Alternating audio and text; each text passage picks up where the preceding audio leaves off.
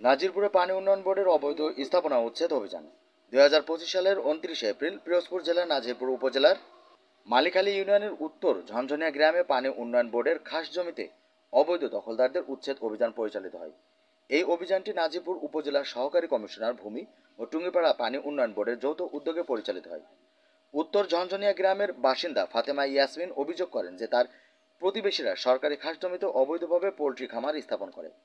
এই খামার থেকে শ্রেষ্ঠ দুর্গন্ধ ও দখলদারিত্বের কারণে তিনি ও তার পরিবার চরম ভোগান্তির শিকার হন। এছাড়াও দখলদাররা তাদের যাতায়াতের পথ বন্ধ করে দেয় এবং সন্ধ্যার পর তাদের বাড়ির সামনে অশালীন আচরণ করে।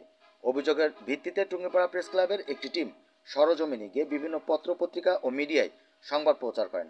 এই নিউজের ভিত্তিতে টুঙ্গিপাড়া পানি উন্নয়ন বোর্ডের একটি টিম সরজমিনে তদন্ত করে এবং উচ্ছেদ অভিযান পরিচালনা করেন। অভিযানের সময় স্থানীয় প্রশাসন ও পানি উন্নয়ন বোর্ডের কর্মকর্তারা অবৈধ স্থাপন চিহ্নিত করে তা উচ্ছেদ করেন। এতে সরকারি খাস জমি পুনরুদ্ধার হয় এবং স্থানীয় বাসিন্দারা স্বস্তি প্রকাশ করেন।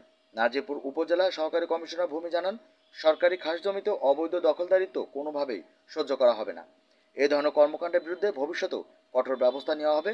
এই অভিযান স্থানীয় প্রশাসনের সক্রিয় ভূমিকা ও জনগণের সহযোগিতায় সফলভাবে সম্পন্ন হয়, যা অন্যান্য এলাকায় অনুকরণীয় হতে পারে।